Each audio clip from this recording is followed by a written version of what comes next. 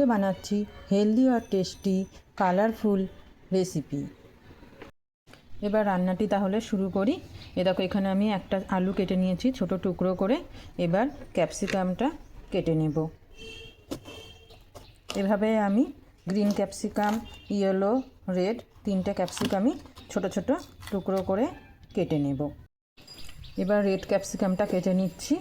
বলতে পারো এটা একটা কালারফুল রেসিপি, দেখতেও যেমন সুন্দর লাগছে খেতেও তেমন সুস্বাদু। এই খাবারটি বাচ্চারা খুবই পছন্দ করবে। এই রেসিপিটি বাচ্চাদের স্ন্যাক্স হিসাবেও ব্যবহার করা যাবে, আবার রাত্রে পরোটার সাথেও খাওয়া যাবে। এই রেসিপিটি আমি তেল ছাড়া বানাবো, সামান্য একটু বাটার দিয়ে। সব কিছু কাটা হয়ে গেছে। এবার আমি গ্যাসে কড়াইটা বসিয়ে দিচ্ছি। আমি এখানে এক টুকরো বাটার দিয়ে দিয়েছি। এবার দিয়ে দিচ্ছি 1 চামচ জিরে, 2টো কাঁচা লঙ্কা আর 4-5টা রসুন কেটে রেখেছিলাম, দিয়ে দিলাম। এবার দিয়ে দিচ্ছি কেটে রাখা আলু, আর দিয়ে দিব লবণ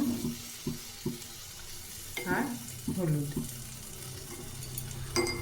এবারে আলুটা হালকা ভেজে নিয়ে 5 মিনিট মতন ঢাকা দিয়ে রেখে দেব। 5 মিনিট ঢেকে রাখলে আলুটা একটু নরম হয়ে আসবে।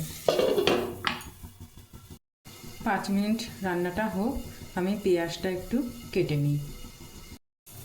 আলুটা হালকা সিদ্ধ হয়ে এসছে দেখো। এইবার আমি কেটে রাখা পেঁয়াজগুলো দিয়ে দিচ্ছি। পেঁয়াজগুলো দিয়ে একটু নাড়াচাড়া করে নেব, তারপরে ক্যাপসিকামগুলো দেব। এবারে আমি কেটে রাখা ক্যাপসিকামগুলো দিয়ে দিচ্ছি একে একে। গ্যাসটা একটু লো ফ্লেমে রেখে দিয়েছি, হালকা ভালোভাবে তাহলে ভাজাটা হবে। এবার গ্রিন ক্যাপসিকামটা দিয়ে দিলাম। এবার নাড়াচাড়া করে আবার 5 মিনিট ঢেকে দেব। 5 মিনিট আবার লো ফ্লেমে এটা রেখে দিচ্ছি। ভাপে ভাপে সিদ্ধ হয়ে যাবে সবজিটা। তাহলে সবজিগুলো সেদ্ধ হয়ে গেছে। এবার আমি কেটে রাখা টমেটো দিয়ে দিচ্ছি ওপর থেকে। তারপর দিয়ে দেব জিরা পাউডার, ধনিয়া পাউডার, লবণ আর দিয়ে দিব কাশ্মীরি লঙ্কার গুঁড়ো। ভালোভাবে নাড়াচাড়া করে মশলাগুলো এবার মিশিয়ে নিতে হবে।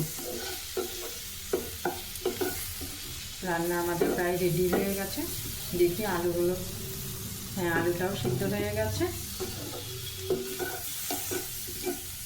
সামান্য অল্প গরম জল দিয়ে সবজিটা এবার ঢেকে দিলাম। গ্যাসের ফ্লেমটা একটু বাড়িয়ে দিলাম, হয়ে যাবে। আলুও সেদ্ধ হয়ে গেছে, সব সবজিগুলোই প্রায় সেদ্ধ হয়ে যাচ্ছে।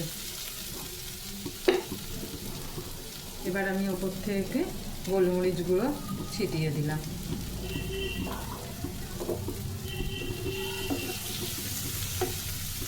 ধনেপাতা ছিটিয়ে দিলাম। এবার গ্যাসটা অফ করে দিব।